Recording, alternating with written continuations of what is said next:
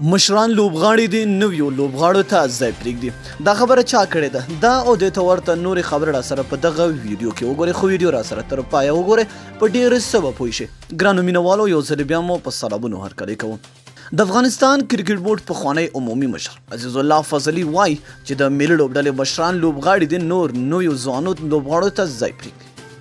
عزیزالله فضلي چې تر فرحان یوسفزي مخکې د افغانستان کرکټ بورډ چیرمین و هغه په خپل رسمي فیسبوک پاڼه په یو پوسټ کې لیکلي دي چې شپږ میاشتې مخکې دا اقدام کړی و چې ځوانانو ته چانس ورکړي او د مشرانو لوبغاړو ځای ناستې شي عزیزالله فضلي چې تېره ورځ د فضل حق او عبدالرحمن توپ اچونه د سویلي افریقا پر وړاندې ولیده او داسې ورته ښکاره شوه چې دا نوي ځوانان به د شاپور زدران او حمید حسن په څېر وځلېږي عزیزالله فضلي په خپل پوسټ کې لیکلي سلامونه ګرانو هیوادوالو نن مې د فضل حق او د عبدالرحمن بالنګ د سویلي افریقا پر وړاندې ولیدو رښتیا هم ماته داسې هیلې وشوې چې دغه نوي ځوانانو لکه شاپور زدران او حمید حسن وځلېدل شپږ میاشتې مخکې مو دا اقدام کړی و چې ځوانانو ته چانس ورکړو او د مشرانو لوبغاړو ځای ناستې شي دا کوم اقدامونه چې ګورئ دا زمونږ تګلاره وه او باید مشران لوبغاړي خپل ځایونه نویو ستورو ته پرېږدي او دی د بورډ په نورو برخو کې کار وکړي عزیزالله فضلي چې کوم مهال د افغانستان کرکټ بورډ عمومي مشر و په خپلو مرکو کې به یې تل دا یادونه کوله چې هغه غواړي ځوان لوبغاړي ملي لوبډلې ته راولي او نور هغه لوبغاړي له ملي لوبډلې لرې شي چې ښه نشي ځلېدلی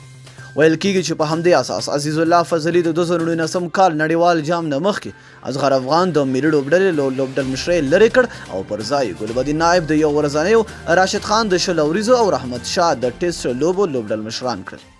وروسته بیا دا خبره هم راښکاره شوه چې د هغه مهال د غراوي کمیټې مشر دولت احمدزی او عزیزالله فضلي غوښتل چې راشد خان لوبډل مشر کړي خو راشد خان په وروستي وخت کې له لوبډل مشرۍ انکار وکړ